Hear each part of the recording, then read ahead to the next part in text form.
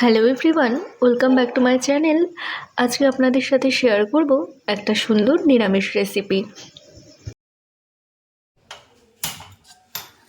প্রথমেই একটি পাত্রে গরম জল বসিয়ে তার মধ্যে এভাবে কেটে রাখা পটলগুলো আপনাদের দিয়ে দিতে হবে।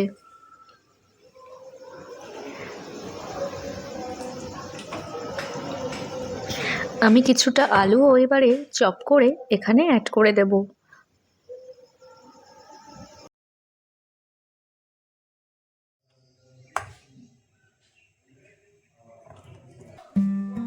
সবজিগুলো ভালো করে সেদ্ধ করতে 1 চামচ লবণ দিয়েছিলাম।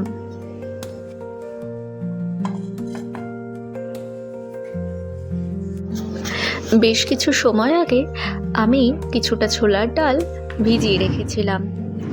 ডালগুলো এখন সম্পূর্ণ ভিজে গিয়েছে।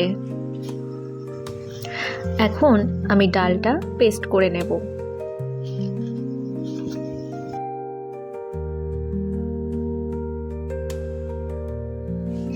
মিক্সিতে ডাল নিয়ে তার মধ্যে আমি নিয়েছিলাম 2টো কাঁচা লঙ্কা আর তার সাথে দিয়েছিলাম কিছুটা আদা কুচি।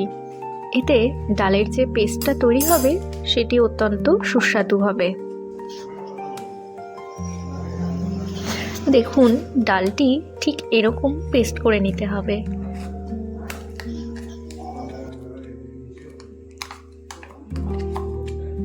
এবারে আমি কিছুটা কাঁচা পটলও পেস্ট করে নেব। এগুলো আমাদের রান্নার পরবর্তী সময়ে কাজে লাগবে।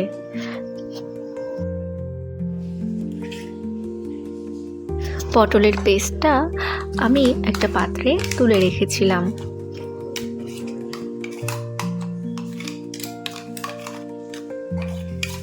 এদিকে আলু আর পটল সিদ্ধ হয়ে গিয়েছে, তাই এটাকে তুলে রাখবো।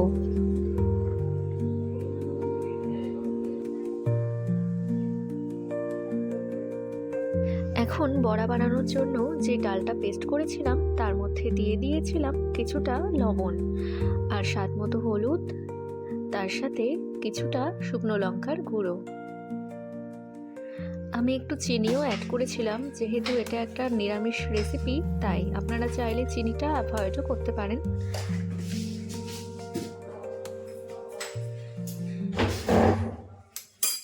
এবারে ডালের এই পেস্টটা ভালো করে মেখে নিতে হবে।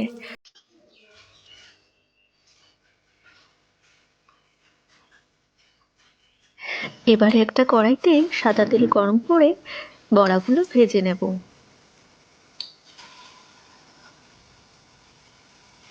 গ্যাসের ফ্লেমটা আপনারা এখন মিডিয়াম রাখবেন, কারণ বড়ার ভেতরটা যেন কাঁচা না থেকে যায়।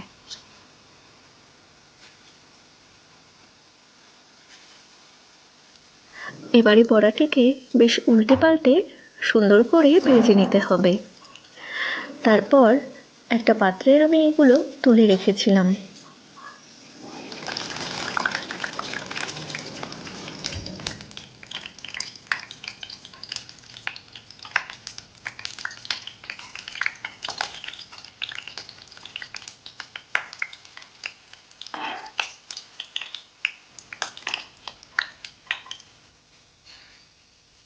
এখন আমরা যে গ্রেভিটা তৈরি করব তার জন্য আপনাদের কি কি লাগবে সেটা এক নজরে দেখে নিন।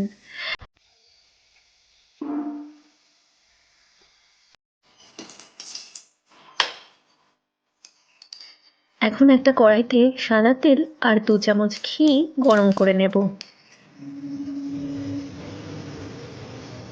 তারপর আস্ত গরম মশলা, জিরে আর শুকনো লঙ্কা ফোড়ন দিয়েছিলাম। তার সাথে দিয়েছিলাম একটা তেজপাতা।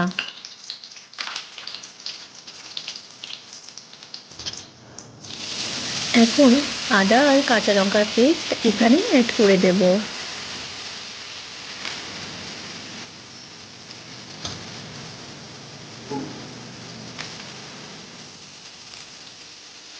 আদা আর কাঁচা লঙ্কার পেস্ট থেকে যখন তেল ছেড়ে আসবে তখন সেই বেটে রাখা পটলটা এখানে অ্যাড করে দেব।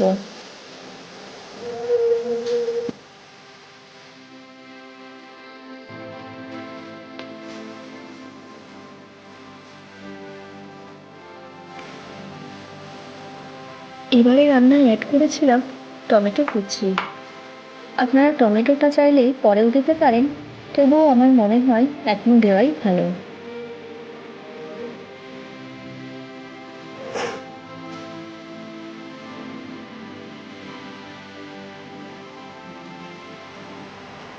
এবারে কাজু বাদামের পেস্টটা অ্যাড করে দিতে হবে, তারপর আবারও নাড়িয়ে চাড়িয়ে নিতে হবে।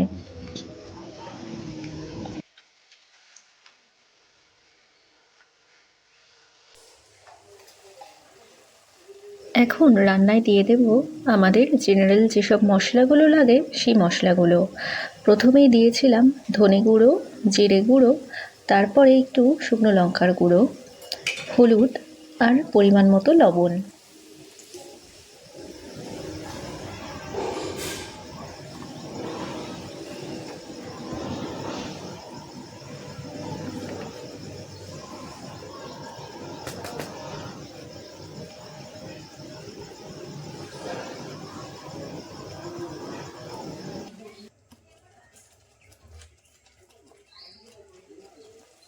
এখন আমার গ্রেভিটা একদম রেডি। আর তারপরে আমি দিয়েছিলাম আলু পটল সেদ্ধটা। এখন রান্নাটিকে বেশ কিছুটা সময় কষিয়ে নিতে হবে, আর জল অ্যাড করা যাবে না।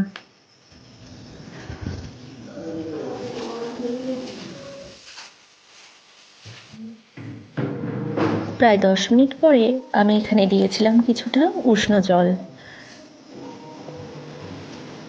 আর তারপরে দিয়েছিলাম একটু চিনি। আপনারা চাইলে চিনিটা টোটালি অ্যাভয়েড করতে পারেন। গ্রেভিটা ফুটে উঠলে আমি ভেজে রাখা বড়াগুলো এখানে অ্যাড করে দেব। রান্নাটিকে প্রায় 5 মিনিটের জন্য লো হিটে বসিয়ে রাখবো আবারও।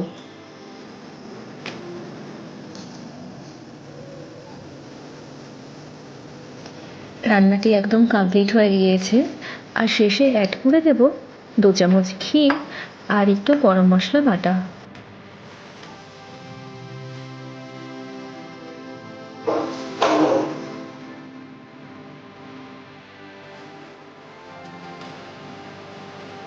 আমার রান্নাটি কমপ্লিট হয়ে গিয়েছে।